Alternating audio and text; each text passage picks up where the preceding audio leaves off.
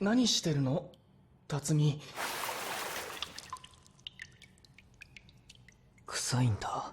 また？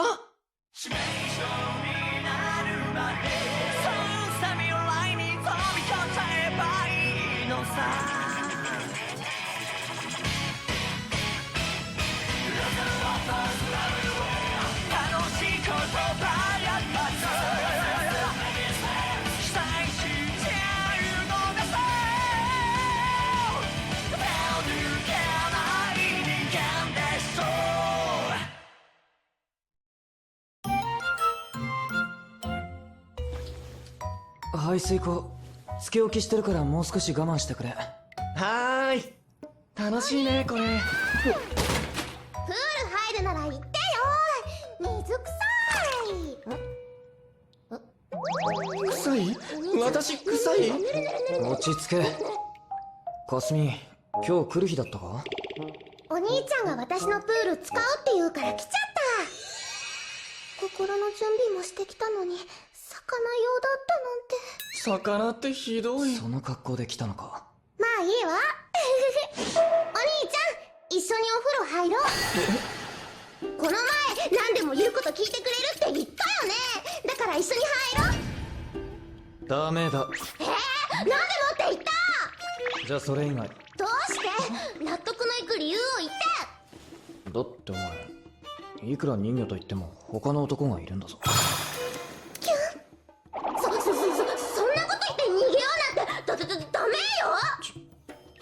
可愛い妹の頼みだろ。聞いてあげなよ。魚さん。辰巳、痛い。大丈夫か？何これ。ベタベタする。お湯張りします。これなら安心でしょ。大丈夫、何も見えてないよ。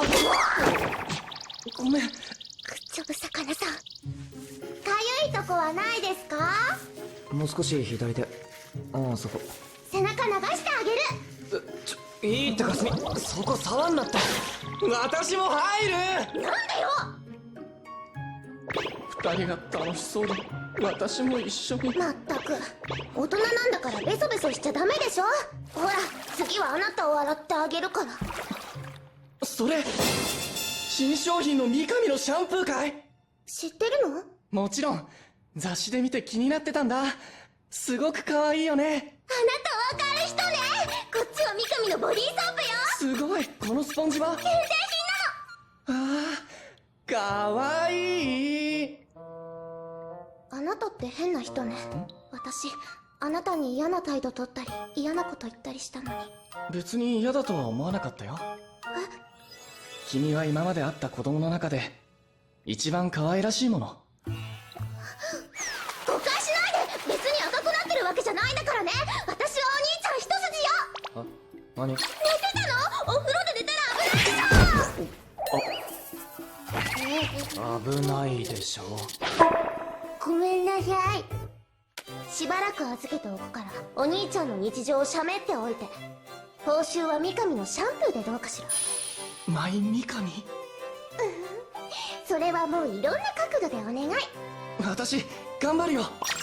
裸の付き合い、それは人と人の心を近づけ絆を深め合う日本古来より伝わる伝統的なイベントである。